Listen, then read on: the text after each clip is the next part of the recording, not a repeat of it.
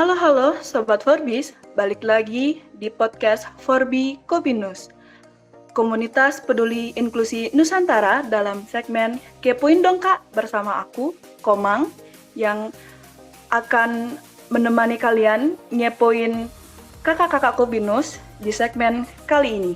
Siapa dan apa aja sih yang bakal kita kepoin dari kakak-kakak Kopinus dalam kesempatan kali ini? Sobat Forbis, Pekan Paralimpik Nasional atau Peparnas 2024 telah diselenggarakan di Solo, Jawa Tengah. Sobat Forbis tahu nggak sih kalau Pekan Paralimpik Nasional adalah ajang kompetisi olahraga paling bergengsi di Indonesia untuk disabilitas. Tanpa berlama-lama lagi, kita bakalan kenalan dan ngepoin gimana sih perjuangan dan proses yang dilaluin sama kakak-kakak Kopinus dalam ajang Peparnas 2024 kemarin. Di sini udah hadir kakak Ayu Melinda. Halo Kak Ayu. Halo, sahabat Forbi. Ada kakak Muhammad Zulfikar. Halo Kak Zul. Halo. Dan ada Kak Anissa Kusumawardani. Halo Kak Anissa. Halo. Selamat ya buat kakak-kakak dari Kopinus yang udah berhasil mendapatkan juara pada ajang Peparnas 2024. Boleh diceritain dong gimana sih perasaan kakak-kakak setelah berhasil meraih juara di ajang Peparnas ini? Mungkin kita mulai dari Kak Ayu dulu kali ya.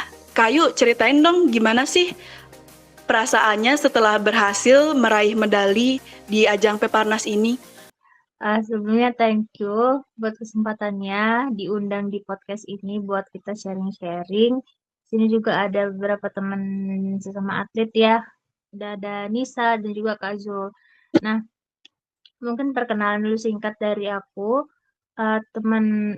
Buat sobat Forbi semua, perkenalkan aku Ayu. Aku di sini diundang sebagai salah satu atlet disabilitas netra di cabang olahraga atletik, khususnya di nomor tolak peluru dan juga lempar cakram. Nah, yang kemarin di Solo juga ikut serta dalam Peparnas ke-17 tahun 2024 ini. Dan alhamdulillah kemarin dapat juara 3 atau medali perunggu di nomor tolak pelurunya. Kalau ditanya tentang perasaan sih pasti senang, bangga, terharu juga karena alhamdulillah di tahun ini, di Peparnas tahun ini, aku masih bisa mempersembahkan medali gitu untuk daerahku. Kebetulan aku mewakili Bali ya, Provinsi Bali. Nah, sebenarnya ada rasa kecewa juga karena belum bisa ya mempertahankan posisi yang 3 tahun lalu di Papua, Peparnas Papua ke-16 itu, aku mendapatkan medali perak di nomor yang sama yaitu tolak peluru. Tapi tahun ini aku mendapatkan perunggu. Tapi nggak apa-apa, itu adalah satu hasil yang harus aku terima karena itulah apa namanya buah dari usahaku, latihanku selama ini kayak gitu. Jadi ya tetap harus disyukuri gitu. Wah, keren banget Kak Ayu. Sekali lagi selamat ya buat perolehan medalinya. Ya, sama-sama. Oke Sobat Forbis, kita beralih ke Kak Muhammad Zulfikar. Kak Zul, boleh diceritain Kak Zul di ajang Peparnas ini ngambil nomor apa dan perolehan medalinya apa? Ini sekedar perkenalan dulu ya. Aku berasal dari Kalimantan Timur. Nah, jadi aku mewakili Kalimantan Timur untuk perlombaan di Peparnas Solo. Untuk cabur sendiri, aku ambil cabur atletik ya. Cabur atletik di nomor 100 meter, 200 meter, lompat jauh, dan estafet mix universal gitu. Estafet universal ini gabungan antara disabilitas lain. Ada tunanetra, ada tunadaksa, ada CP, sama kursi roda. Nah itu gabungan. Untuk medali, aku cuma dapat 1 dari 4 nomor itu, yaitu di estafet. ya bersyukur banget ya walaupun di Kaltim itu persiapannya minim banget, hanya 2 minggu. Itu bisa dapat medali walaupun cuma satu. Itu pun perunggu, juara 3. Itu udah keren Karena banget Kak Zul. iya, Selamat ya atas perolehan medalinya. ah, 2 minggu ya waktu yang sangat singkat sih. Kemarin juga ikut di Peparnas Papua. Nah, kalau dilihat dari statistiknya itu meningkat ya. Wah, itu bangga banget gitu. Karena limit-limitnya meningkat. Karena yang dilawan itu pada pelatnas ya. Wah, kewalahan juga sih. Gitu. Wah Kak Zul keren banget, banyak banget nomor-nomor atletik yang diikutin. Sobat Forbis, kita beralih ke Kak Anissa Kusuma. Kak Nisa, boleh diceritain dong, Kak Nisa di Peparnas 2024 ini ikut nomor cabur apa? Terus gimana perasaannya setelah mendapatkan medali? Oke, terima kasih Yuni atas kesempatannya. Untuk Peparnas ini, aku dari kontingen Riau, terus aku ikut cabang olahraga bulu tangkis. Nah, pada Peparnas ini, aku ikut 3 nomor. Yang pertama itu tunggal putri nasional, tunggal putri elit, dan ganda putri. Jadi ganda aku, karena aku di kelas tangan SU5 stand upper 5, terus berpasangan dengan yang cewek juga kelas lower 3, jadi kelas kaki. Nah, pada di Peparnas ini aku mendapatkan perunggu di ganda perempuan, di ganda cewek. Jadi aku menangnya berdua, nggak sendiri. Karena yang tunggal itu aku kalah gara-gara kondisi kesehatan aku juga nggak fit gitu. Terus kayak dapat perunggu, alhamdulillah sih, walaupun kayak apa ya, nggak puas gitu karena hasil latihan sama pas di pertandingan beda banget gitu. Tapi mau nggak mau ya harus disyukuri dulu gitu. Dan tahun lalu itu jadi menurun gitu. Tahun lalu tuh aku ikut ke jurnas yang bulu tangkis. Nah itu aku dapat perak. Tapi tahun ini dapat perunggu. Semoga tahun depannya sih lebih baik lagi ya. Amin. Kak Nisa udah keren banget. Selamat ya atas perolehan medalinya. Sobat Forbis, kita pasti penasaran banget nih, apa aja sih proses dan tantangan yang dihadapi selama ajang Peparnas 2024 ini?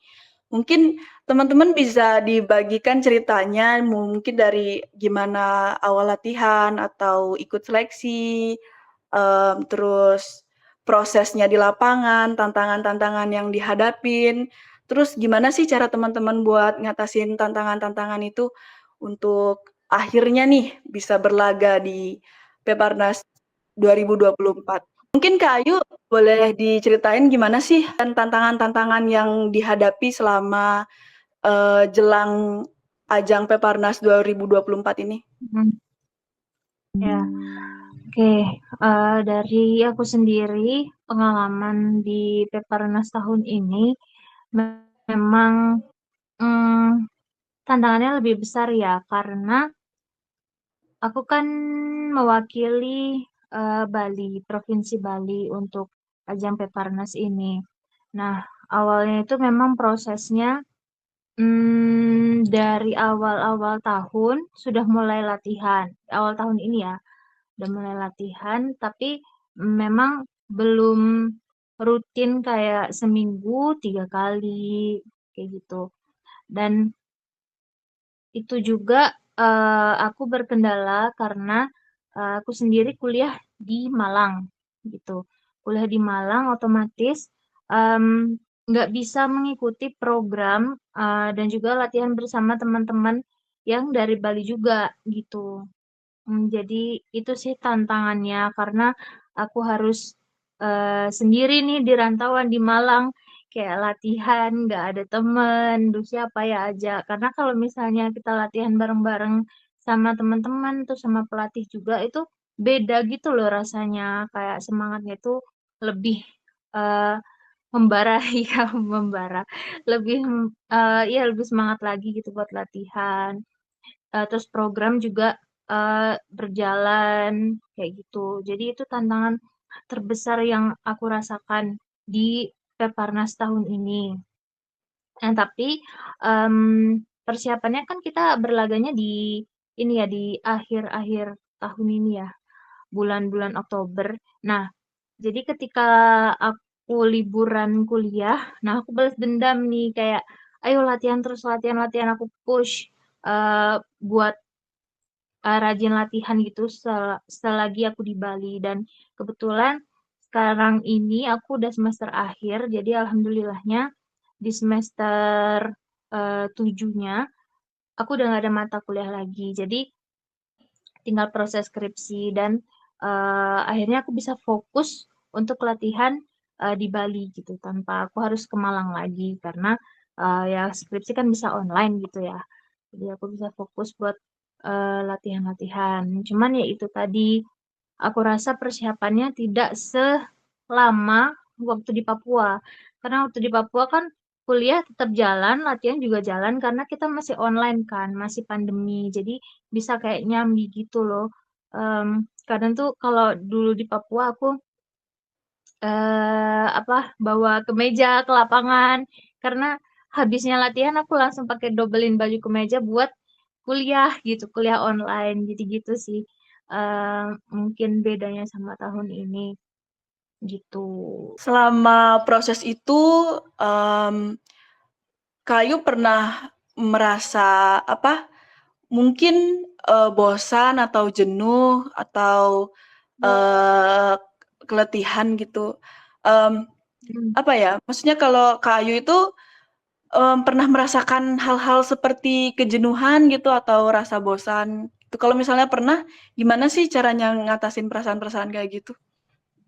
Ya, menurutku jenuh itu wajar ya, hal yang wajar karena, apalagi seorang atlet, atlet ini kan mendapatkan program yang ya setiap hari sama, setiap minggu sama dan terus diulang-ulang kayak gitu kan. Repetisi terus, setnya juga banyak. Jadi kejenuhan tuh pasti. Mmm, Cuman di aku sendiri, eee, di aku cerita pengalaman di Bali ya. Jadi alhamdulillahnya, lingkungan itu baik itu keluarga dan juga lingkungan di lapangan selama latihan itu suportif banget. Begitupun juga pelatihnya, teman-temannya. Jadi, rasa jenuh, rasa bosen yang kita rasain tuh ya nggak berasa. Capek ya capek, tapi, ketika ngelihat teman-teman yang lain, oh ya mereka juga capek loh, mereka juga bosen loh, dan para pelatih tuh mereka tuh mengerti gitu, mengerti dengan baik gimana, perasaan para atletnya karena, mereka juga pernah merasakan jadi atlet gitu kan. Jadi tahu gimana gimana nih tipsnya, bapak-bapak pelatih itu selalu mem-briefing kita selesai latihan. Jadi, motivasi itu tetap terjaga gitu sih, kalau di aku, di Bali Wah, gitu. keren banget. Pasti, Mhm. betul-betul dinikmati ya selama proses Iya, itu. mhm, benar. Oke, Sobat Forbes kita alih ke Kak Muhammad Zulfikar.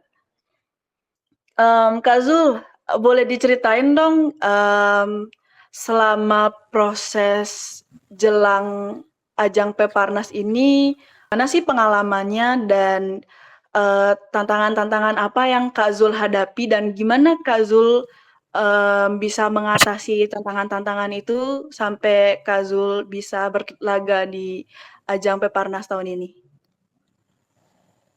Tantangan mah banyak ya. Yang pastinya karena masih kuliah, tantangannya ya itu. Yang pertama, kuliah. Ada dari internal, dari eksternal juga. Eksternalnya dari kuliah ini. Kemarin tuh pas kebetulan baru masuk skripsian itu semester 8.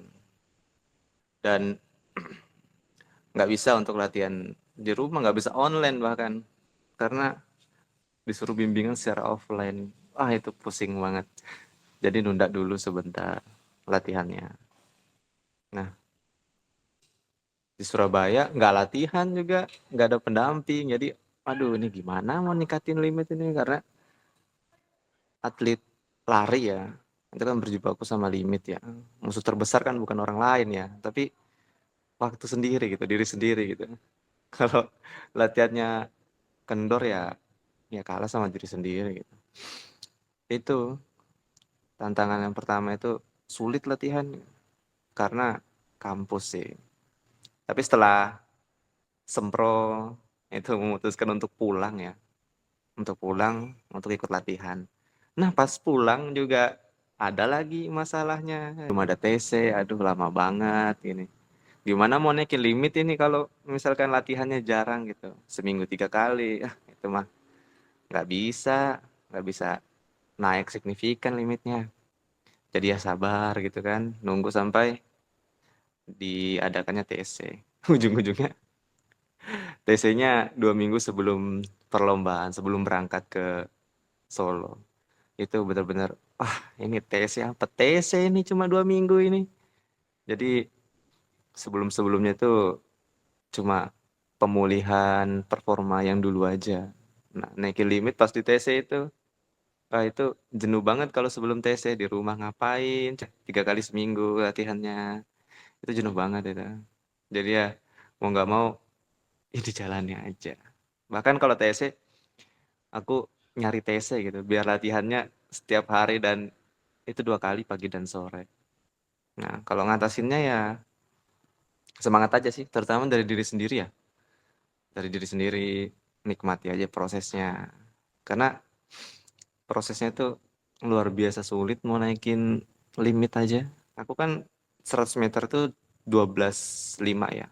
Pas dites itu 13,3. Itu jauh banget itu pas di lomba sampai 12,08. Itu signifikan banget itu pas ikut TC langsung limitnya naik sedrastis itu. Itu bangga sih sama diri sendiri. Dan juga selama proses latihan tadi benar ya dibilang sama Nisa. Itu berbeda performanya ketika pertandingan gitu. Pas latihan ini lompat jauhku itu 5,57 meter ya. 5 meter, 57. Nah, pas di pertandingan itu cuma 4,80. Itu turunnya waduh, jauh banget. Padahal kemarin itu pas di lompat jauh di Solo itu yang medali emasnya aja 5,35. Waduh ini kok nggak dapat limit 5,57 yang pas latihan ini. Aduh, itu sulit banget itu pas dengar limitku segitu 5,57 pas latihan itu kayak aduh berat ya ternyata pas perlombaan daripada latihan. Karena mental sangat diuji banget itu pas lomba. Itu luar biasa sih. Wah, keren banget. Akhirnya bisa berlaga di Peparnas. Kak Zul kan ikut banyak nomor nih, ada 100 meter, lompat jauh, dan 200 sama yang estafet campuran tadi Kak ya? Iya benar-benar. Itu keren banget Kak. Jadi Kak Zul bertanding di kelas T11. Jadi itu kan sesuatu yang apa ya, apalagi untuk lompat jauh ya. Untuk T11 itu betul-betul tantangan ya, karena kita pasti menggunakan insting untuk bisa meraih lompatan yang tepat gitu. Benar itu. Dan uniknya lagi ini lompat jauh baru aku coba ya. Selama aku hidup ini baru sekali ini aku ngerasain lompat jauh pas di TC itu. Jadi pas seleksi sebelum masuk TC itu lompatanku cuma 3,5 meter. Pas setelah TC itu 5,57 itu jauh banget itu. Kaget juga dengan kenaikan limit-limit itu.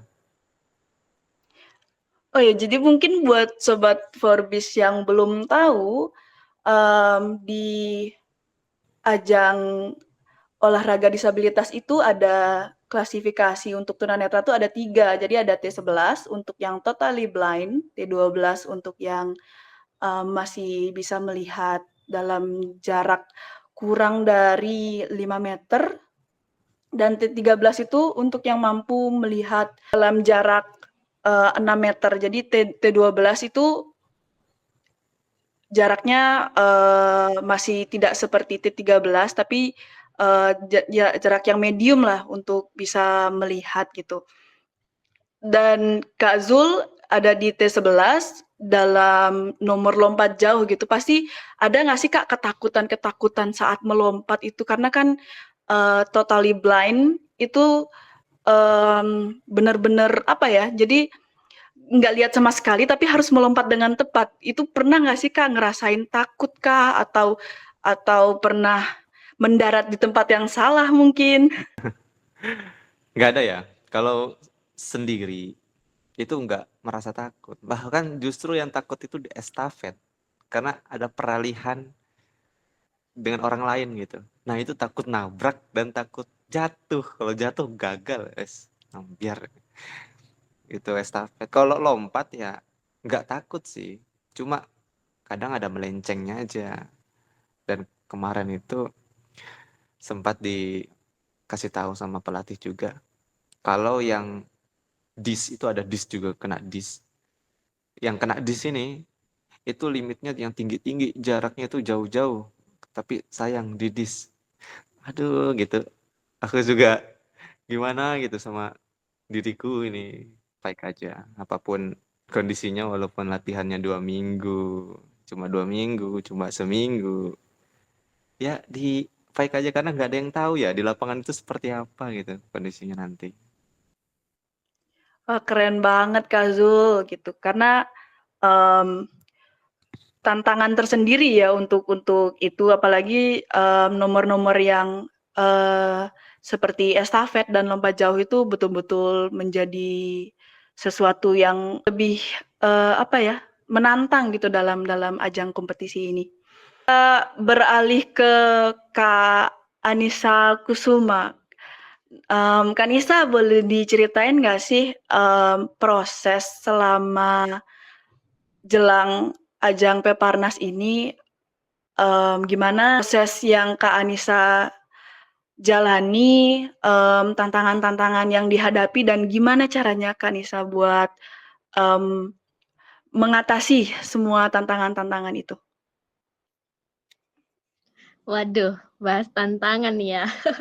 Jadi aku tahu kalau ada lomba peparnas di bulan Oktober ini, infonya itu di awal tahun, di bulan Januari.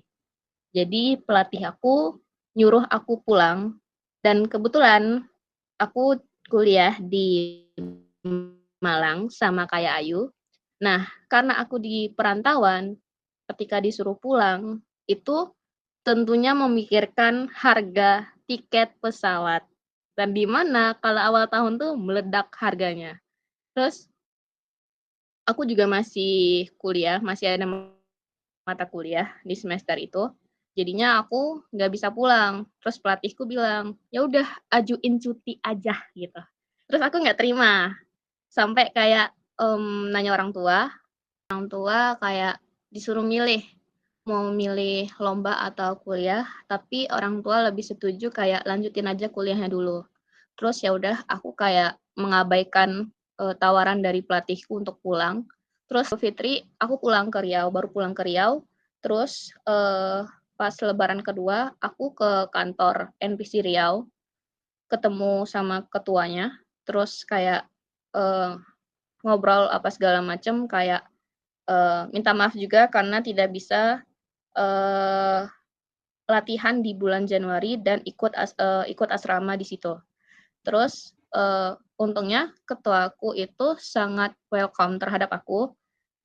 Terus di selanjutnya di bulan Juli pertengahan aku balik lagi ke Riau karena liburan semester. Nah, pada saat liburan semester itulah aku kayak latihan sama anak-anak NPC yang lainnya di cabang olahraga bulu tangkis. Cuman tantangannya mungkin apa ya, karena belum TC, jadi kayak tempat latihannya itu kurang memadai mungkin. Jadi kayak misalnya kami latihan itu barengan sama anak atletik yang lagi nge-gym atau alat berat atau segala macam. Dan kedua, itu aku juga pernah jatuh di lapangannya karena lapangannya itu semen dan kadang itu berdebu gitu. Jadi karena fasilitasnya kayak gitu juga, jadi akhirnya aku memutuskan selain latihan di NPC yang kurang kondusif, aku latihan lagi di luar, di klub. Jadi paginya di NPC, sorenya di klub. Nah, jadi kayak perbedaan jarak yang lumayan jauh. Nah, aku juga nggak asrama, guys. Aku nggak asrama karena orang tua aku tidak mengizinkan. Dan juga karena jaraknya sih. Maksudnya kayak bisa pulang pergi gitu. Dari jarak rumahku ke NPC itu sekitar 45 menit atau 50 menit perjalanan. Jadi kalau bolak-balik bisa ya hampir 2 jam, tapi kayak ya udah gitu daripada harus asrama gitu. Nah, tantangan keduanya mungkin apa ya, gara-gara pengurusan surat dispensasi ke kampus. Nah, ini karena aku masih ada mata kuliah, jadi ya strugglingnya di sana. Bolak-balik. Awalnya tuh kayak fine-fine aja. Terus tiba-tiba pas aku udah sampai di Riau itu kan benar-benar latihan full pagi sore setiap hari. Jadi cuman liburnya tuh di hari Minggu tok gitu. Jadi pas udah di Riau itu tiba-tiba di email, kok lama banget gitu dispennya gitu. Rektor cuman nerima 2 minggu gitu. Wah, semakin kalang kabut dong gitu. Ya udah, aku balik lagi ke Malang mengikuti proses perkuliahan selama 2 minggu dan mengurusi surat dispensasi itu dengan menegosiasi kepada dosen-dosen yang mengajar gitu. Terus untungnya dosen-dosen itu ada yang mengerti dan ada juga yang kayak benar-benar susah banget dibujuk gitu. Jadi benar-benar effort untuk apa ya, mengasihkan sesuatu kayak apa ya, kayak kalau misalnya ibu memberikan ini mungkin saya akan membantu boleh tambah dengan tugas yang lain atau bagaimana gitu. Tapi alhamdulillahnya itu kayak diizinkan. Terus di bulan September pertengahan aku baru balik ke Riau lagi untuk TC. Nah, aku juga sama kayak Zul, aku juga kekurangan waktu untuk TC. Di mana apa ya? Sebenarnya gara-gara sebelumnya kalau di flashback di tahun 2021 untuk Provinsi Riau biasanya mengadakan TC itu selama 3 bulan. Nah, dikarenakan pada tahun 2024 ini kan awalnya itu kita pepanasnya di Aceh Medan kan. Kemudian dipindahkan ke Solo. Tentunya anggaran yang sudah diajukan dan sudah di ACC kan dari Riau ke Medan itu kan lumayan dekat ya. Jadi kayak mungkin bisa pakai bus atau pakai mobil pribadi untuk ke sana atau pakai pesawat. Nah, sedangkan tiba-tiba dialihkan ke tempat Solo, Surakarta, dan tentunya tiket pesawatnya 2 kali lipat berbeda harganya gitu. Jadi karena kekurangan anggaran juga, akhirnya kami cuma TC 1 bulan. Tapi aku sih tunggu doang karena itu ngurus surat dispensasi bolak-balik Malang Pekanbaru gitu. Ya agak nyesek sih dengan tiket harga itu ya, tapi nggak apa-apa, perjuangan. Karena aku sudah memilih, udah waktu dekat juga gitu. Wah, ini udah dekat nih, aku harus milih apa gitu. Tapi karena udah kayak dikasih semangat sama mama papaku kayak ya udah yang dekat ini dulu perjuangkan kata mamaku.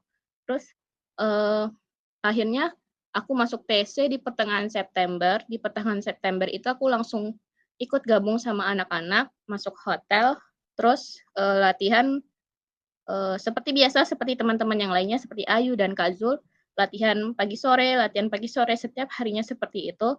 Dan free-nya cuma di hari Minggu, tapi di hari Minggu aku Car Free Day sih. Sebenarnya kalau tantangannya mungkin kayak ke lingkungan yang berbeda. Kalau lingkungan di Riau bisa dibilang panas banget ya gitu. Mau kamu berdiri doang gitu udah keringetan gitu. Beda sama di Malang kan dingin ya gitu. Nah, jadi kayak berbeda suhu juga kayak ngatur di tubuh nih kayak harus apa ya, kayak benar-benar harus pintar-pintar kayak harus minum air putih banyak-banyak, makan yang teratur, istirahat yang cukup gitu. Terus pas di TC juga bisa dikatakan mengalami tekanan dikarenakan dinilai potensi mendapatkan emas, yach, jadi latihannya di push, push, push, push. Tapi nggak apa-apa sih, maksudnya kayak aku nggak apa-apa di push, tapi kalau ada tujuannya ya nggak apa-apa gitu. Tapi selama 2 minggu ini kayak aku merasa latihanku berbeda dengan latihanku yang di Malang gitu. Jadi aku nggak tahu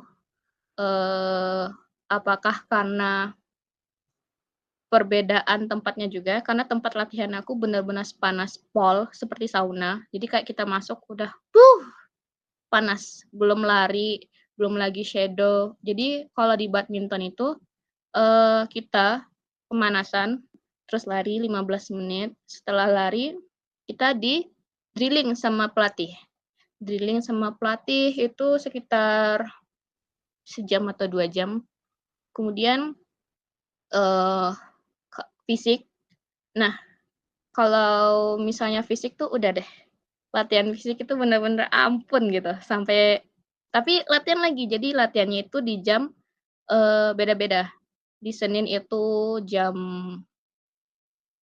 8 sampai jam 10, terus dilanjut siangnya jam 2 sampai jam 4, dan hari Selasanya di jam 6 sampai jam 8, terus siangnya tetap jam 2 sampai jam 4. Jadi kayak benar-benar tantangannya itu di latihan siang karena panas banget. Terus setelah menghadapi tantangan dan push itu, aku kayak menyadari sesuatu bahwa aku bisa karena aku punya keluarga yang support aku.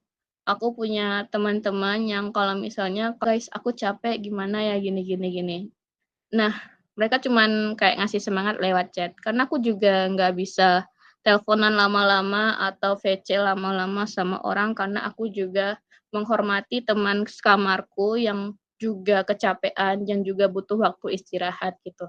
Nah, setelah di awal Oktober, itu tuh performa aku udah balik. Jadi kayak bener-bener Nisa yang siap untuk menghadapi lawan gitu. Nah, berangkat ke Solo tanggal 2 di hari apa itu? Hari Rabu. Ya, hari Rabu penerbangan pagi dari jam 6 sampai di Solo dan di hotel itu jam 10. Wah, lumayan ya. Terus sebelum pertandingan itu kami juga latihan juga di lapangan di Solo. Itu kayak latihan tuh bener-bener kayak main biasa aja, main sama cowok, main sama lawanku, main sama partnerku gitu. Dan pelatih aku percaya kalau aku dapat yang terbaik gitu. Terus aku juga kayak bangga sama diriku karena melewati progres yang dimana aku juga badminton dari nol, terus bisa sampai pada saat itu tuh dengan pelatih aku bangga gitu, dan aku juga senang gitu. Tapi ternyata pas sebelum pertandingan badanku drop bagus. Dikarenakan satu, makanan hotel yang tidak cocok, satu kontingen dia itu pada sakit, pada mules, dan pada demam. Jadi pada saat sebelum kami perlombaan di H-1 atau H- berapa gitu, kami konsultasi medical check up ke hotel masing-masing, karena nggak berani juga dong minum obat takut doping. Nah, setelah doping, entah kenapa, aku setelah konsultasi dan mendapatkan obat dari dokter tersebut, malah sesak dadaku setelah meminum obat tersebut. Jadinya aku men-stop, terus lapor lagi ke dokternya, "Dok, ini gimana? Kok obatnya malah bikin saya sesak dada ya?" gitu. Terus aku juga ditemani dong sama pelatihku karena takut juga kan kalau misalnya obat tersebut ternyata doping atau segala macam. Terus dokternya bilang, "Oh, mungkin nggak cocok sama obatnya, jadi gimana?" gitu. Jadi dikasih formula obat yang lain, terus, aku minum tapi nggak ada reaksi apa-apa. Terus akhirnya aku, eee, memesan apa ya, karena itu waktu itu kayak radang iya juga, yang paling parah tuh radang tenggorokan. Kenapa kena radang tenggorokan? Karena aku tidak cocok dengan air minum di hotel tersebut.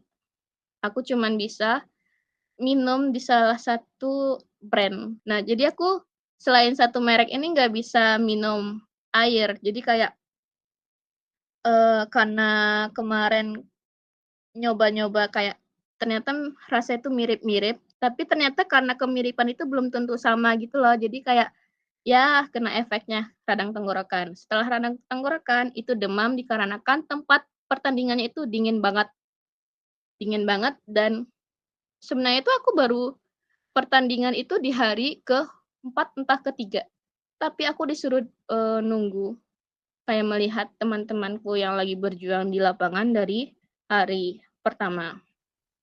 Dari hari pertama itu maksudnya tempatnya tuh full AC dari pagi sampai sore, tapi aku itu tidak diperbolehkan keluar masuk, kayak kita langkah ke mana pun jadi sorotan gitu sama pelatih sama ofisial kita gitu, takut kenapa-kenapa gitu. Terus pas di Hamin ke berapa ya, Hamin 1 hari itu bener-bener rasanya mau pingsan. Karena apa ya, udah capek badan karena nunggu dari pagi sampai sore. Nah, di hari Selasa sama hari Rabu itu bener-bener capek pol, karena kami itu nunggu teman-teman kami yang lagi bertanding itu sampai malam. Pas pertandingan aku sakit sampai ending-nya itu pucat, terus muntah darah, tapi ya alhamdulillahnya masih dikasih rezeki sama Allah, dapat perunggu gitu. Dah, sekian.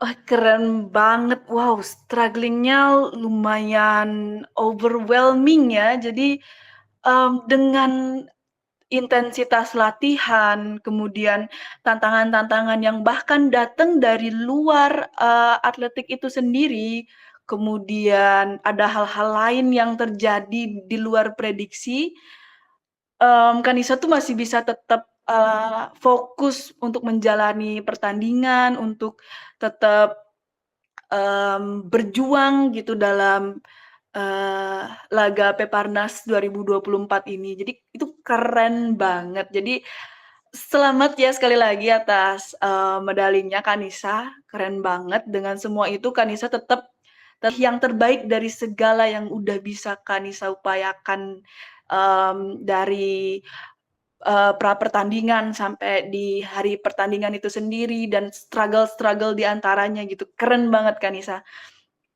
Sobat-sobat Forbit pasti penasaran banget dong gimana, kakak-kakak Kopinus akhirnya memilih untuk menjadi atlet dan, punya semangat untuk bertanding di kompetisi sekaliber Peparnas 2024 ini. Boleh diceritain dong dari Kak Ayu mungkin ya, karena awalnya bisa jadi atlet, terus memilih untuk berlaga di Peparnas 2024 ini.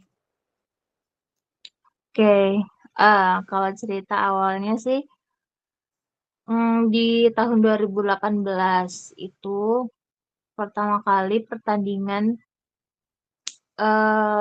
yang aku ikutin adalah Peparprov. Jadi Peparprov itu Pekan Paralimpik Provinsi. Jadi itu se-Bali yang diadakan tahun 2018. Itu pertama kalinya aku tanding jadi atlet, seorang atlet gitu. Kenapa pilih jadi atlet? Itu awalnya sebenarnya rekomendasi dari guru olahraga di sekolah. Kebetulan aku sekolah di SLB ya. Jadi ada satu guru olahragaku yang sekarang masih jadi pelatihku. Nah, itu menyarankan untuk ayo ikut atlet yuk gitu. Eh, Habis itu aku tanya, atlet apa Pak? Kayaknya kamu potensi deh jadi atlet tolak peluru katanya dengan bodimu kayak gitu kan. kamu tinggi, terus ada potensi juga. Terus aku bilang lagi, "Mmm, boleh sih Pak," gitu, "saya pengen jadi atlet. Tapi nanti, dibimbing ya Pak, dilatih." "Oh iya dong, pasti," kayak gitu. Akhirnya, singkat cerita masuklah ke NPC, gabung latihan sama teman-teman. Waktu itu ikut tes dulu, tes, parameter namanya. Akhirnya itu kita dites fisik, kita dites kelenturan, dites kelincahan, keseimbangan, semuanya. Semua, aspek di dalam olahraga itu dinilai gitu. Nah, setelah tes itu baru, ditentukan kayak gitu. Mungkin tadi udah, sempat disinggung juga sama Kak Yuni tentang klasifikasi, itu juga salah satu, proses klasifikasi dari apa namanya, Peparnas ini ya, di disabilitas ini karena kita ada kelas-kelasnya kayak gitu. Nah, aku sendiri juga masuk di F11 sama kayak, Kak Zul karena aku totally blind gitu. Nah, singkatnya aku latihan-latihan dan ikut Paperprof itu di 2018. Akhirnya, dapet nih waktu itu pengalaman juara, waktu itu dapat di lempar cakramnya ya, lempar cakramnya, terus ih seneng, "Ih gini ya rasanya menang, dapat juara," gitu. Akhirnya, eee di apa, dapat support lagi dari pelatih dan keluarga, teman-teman juga, kok seneng ya, nekunin di bidang olahraga ini, akhirnya terus dilanjutkan sampai itu persiapan, Peparnas di Papua, terus juga ada kejurprov di Provinsi Bali, itu aku ikutin sampai ya sekarang ini, sampai kemarin terakhir yang di Peparnas 2024 itu, gitu. Wah, panjang ya, dari waktu Ya, dilihat potensinya oleh pelatih gitu, dan akhirnya bisa terjun sampai ke bertanding di Peparnas tahun ini juga. Sekarang kita beralih ke Kak Zul gitu. Gimana sih cerita awal Kak Zul jadi atlet dan kenapa akhirnya memilih untuk, menjadi atlet? Dari keluarga. Karena kebetulan juga ayahku itu atlet.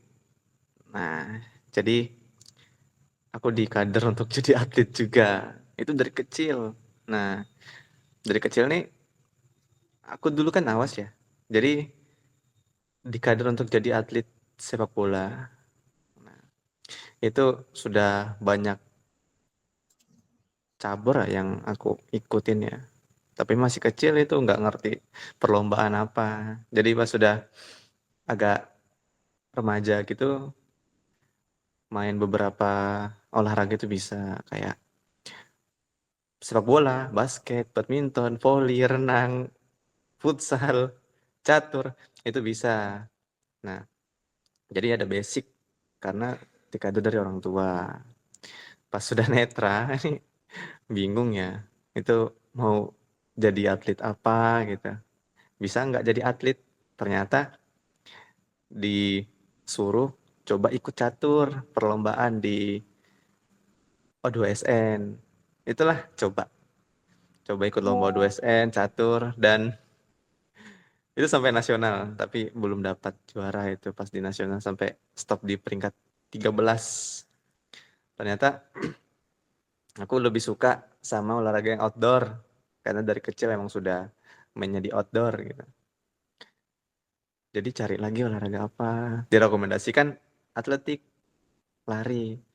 Ya udah, aku ikut lari. Nah, ikut lari sampai sekarang. Itu masih bertahan di cabur lari.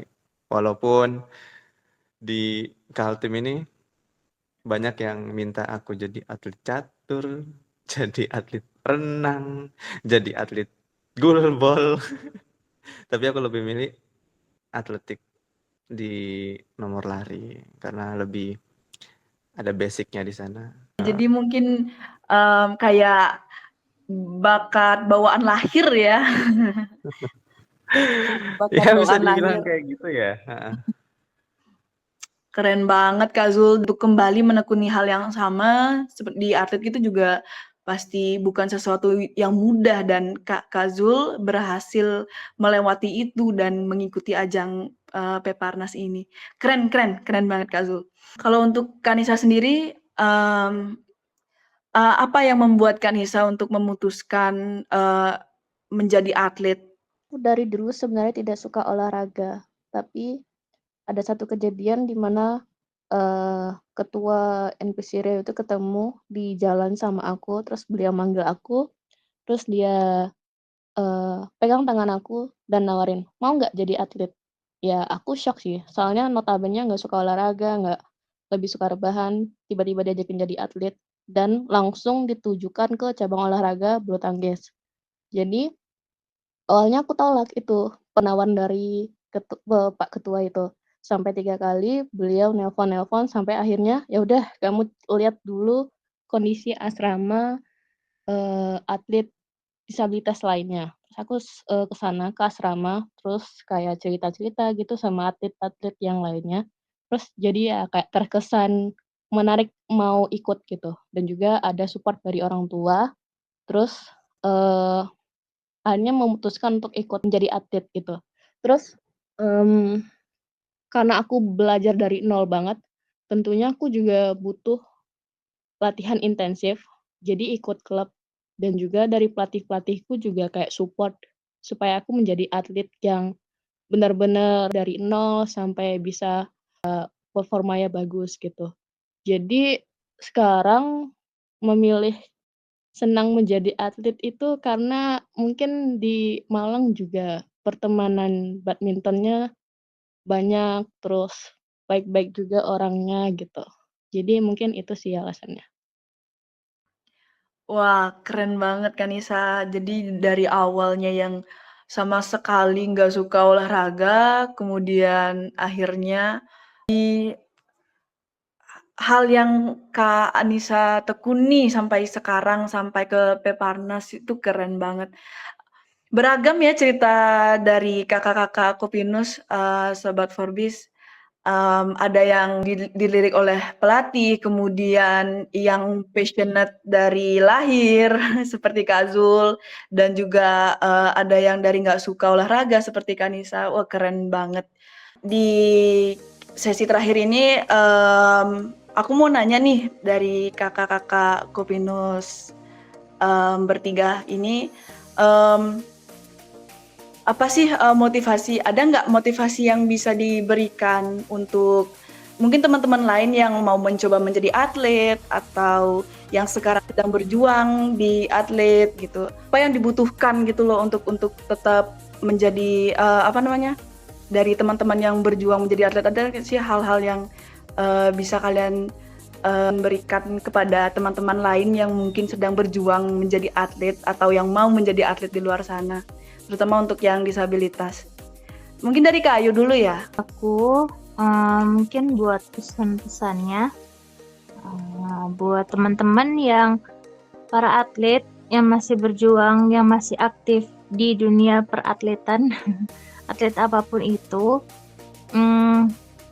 teruskan perjuangan.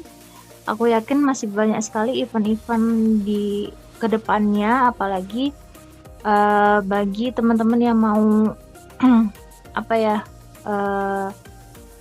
meningkatkan lagi gitu kiprahnya di atlet. Kan ada di Peparnas kan tingkatnya nasional, mungkin ada yang mau ke internasional, bahkan sampai ke tingkat dunia. Itu apa namanya, diteruskan, semangat terus perjuangannya,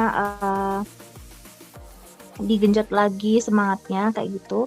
Dan buat teman-teman mungkin yang mau jadi atlet, mungkin satu hal yang harus teman-teman sadari, kalau jadi atlet itu tidak cukup hanya bermodalkan otot ya, tapi mental juga itu penting banget. Apalagi ketika kita nanti berlomba, bertanding, itu mental sangat berpengaruh. Karena kita udah latihan nih, misalkan latihan lama-lama, ototnya udah terlatih, tapi ketika mental kita nggak siap, mental kita down, itu bakalan kacau semuanya gitu. Jadi dipastikan dulu untuk menjadi atlet itu bagaimana. Jangan melihat hasilnya, mungkin teman-teman banyak yang lihat, atlet banyak nih dapat bonus itu misalkan, yang pelatnas kayak gitu. Nah, kalian harus tahu juga proses di balik itu pasti panjang dan banyak banget. Kita aja di ajang yang nasional ini udah banyak struggle, udah banyak ujiannya, cobaannya, apalagi yang di tingkat internasional bahkan di dunia gitu. Jadi menurut aku dipikirkan dulu baik-baik, ngerti dengan diri sendiri bakat minatnya di mana. Kalau memang di atlet minatnya memang ke sini ya gas gitu. Itu aja sih, tetap semangat buat teman-teman. Thank you. Oke, makasih banyak ya Kak Ayu. Kalau dari Kak Zul sendiri, ada nggak sih pesan-pesan yang mau Kak Zul sampaikan ke teman-teman di luar sana yang sedang berjuang menjadi atlet atau ingin mencoba menjadi atlet? Ya, yang masih berjuang menjadi atlet ya udah latihan aja gitu. Yang namanya pengen jadi atlet ya latihan. Kalau pengen jadi dosen ya belajar gitu. Jadi latihannya ya jenuh, capek, nggak enak. Ya itu emang sudah resiko yang didapatkan gitu. Emang sudah seperti itu. Jadi ya nikmati aja prosesnya. Nah, hasil mah nanti aja gitu. Prosesnya aja dulu dinikmati. Nanti kalau sudah prosesnya sudah dinikmati, sudah bisa memberikan yang terbaik, kemungkinan hasilnya juga bisa dapat yang terbaik. Itu untuk atlet-atlet yang sedang berjuang gitu. Ya latihan aja gitu, jangan kebanyakan ngeluh. Itu namanya latihan. Kalau belajar kan pusing semua. Ayo latihan ya capek fisiknya, dan perbaiki mental. Ini juga melatih mental juga. Dan untuk yang mau jadi atlet ya mikir dulu, jangan mikir karena bonusnya banyak. Tapi mikir tujuannya apa. Kalau tujuan mencari bonus, nanti pasti ada kecewanya ketika nggak dapat. Kalau aku sendiri, tujuannya pertama karena hobi dan olahraga itu untuk kesehatan. Jadi itu aja dulu yang sederhana. Nanti kalau sudah bisa maksimal, baru tujuannya dinaikin lagi. Mungkin dapat bonus, dapat medali emas. Nah, karena sudah berproses di dalamnya. Itu untuk teman-teman yang mau jadi atlet ya. Nah, pikir-pikir dulu. Karena nggak enak. Kalau pengen yang enak-enak ya udah di rumah aja, nggak usah jadi atlet. Teman-teman yang masih berjuang ya, yang belum dapat medali, ada satu quotes ya yang aku dapat dari pelatihku. Kalau misalkan belum dapat medali, mungkin belum waktunya. Karena setiap orang itu pasti ada waktunya, dan setiap waktu itu pasti ada orangnya. Siapa tahu nanti suatu waktu kamu orangnya. Gitu. Ih, keren banget. Makasih banyak ya Kak Zul. Kalau dari Kak Anissa sendiri, ada nggak sih pesan-pesan yang mau dikasih ke teman-teman di luar sana yang lagi berjuang menjadi atlet atau yang sedang mau mencoba-coba untuk menjadi atlet? Yang utama itu percaya diri dulu ya, dari diri sendiri. Itu dia sudah kayak terima diri dia sendiri atau belum. Soalnya ada juga kasus yang dimana ada atlet yang kayak, aku nggak pede dengan kondisiku kayak gini, apa segala macam gitu. Jadi pertama mungkin percaya diri dulu dengan kualitas yang bisa kita lakukan. Terus juga benar, jadi atlet itu tidak gampang, harus memikirkan latihannya juga, waktu juga juga tersita karena latihannya juga. Terus juga harus jaga kesehatan. Tidak ada itu atlet yang menye-menye, tidak ada atlet yang kayak cengeng, tidak. Jadi atlet itu harus disiplin. Kalau disiplin harus nanggung konsekuensinya. Jadi benar-benar mental untuk menjadi atlet itu sangat perlu dan harus benar-benar dibangun gitu. Soalnya ketika pertandingan, kalau misalnya mental kita jatuh, ya lawan dengan sangat mudah menjatuhkan kita, mengalahkan kita gitu. Jadi mungkin percaya diri, kuatkan mental, terus mungkin harus bangun pertemanan yang baik sama lingkungan atlet yang lainnya dari cabang olahraga lainnya gitu. Jangan kayak lolo gue gitu. Kita sama-sama atlet, sama-sama berjuang. Tentunya perlu motivasi yang lain gitu. Misalnya kayak kalau kita ada kesalahan dalam gerakan itu kayak dikasih tahu itu ya dengerin, jangan kayak merasa sok hebat atau yang lainnya gitu. Jadi ya kalau yang mau jadi atlet benar-benar harus mikirin dulu matang-matang gitu. Jangan melihat dari bonusnya itu besar, apa segala macam itu enak gitu. Kalau enak ya di rumah aja gitu. Jadi benar-benar khususnya ini yang bibit-bibit atlet disabilitas yang lagi berjuang di pelajar paralimpik ya. Nah itu juga harus itu support orang tua, dari support pelatihnya, dari support dari kontingennya, dari kabupaten atau segala macamnya itu sangat perlu biar atlet-atlet ini juga performanya juga bisa bagus gitu.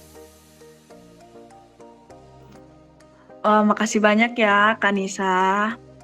Oke Sobat Forbis, kita udah sampai di akhir segmen Kepoin Dong Kak. Makasih untuk teman-teman yang stay mendengarkan podcast ini sampai akhir. Dan thank you banget buat kakak-kakak Kopinus yang udah sempat meluangkan waktu dan memberikan ilmunya di podcast ini. Kak Ayu, Kak Zul, dan Kanisa, makasih banyak untuk waktunya. Thank you banget buat sobat-sobat Forbis yang tetap stay mendengarkan podcast ini sampai akhir. Jangan lupa ikuti kami di Instagram @ko_pinus, di Spotify Forbikopinus, dan YouTube Komunitas Peduli Inklusi Nusantara. Sampai jumpa di podcast Kopinus berikutnya.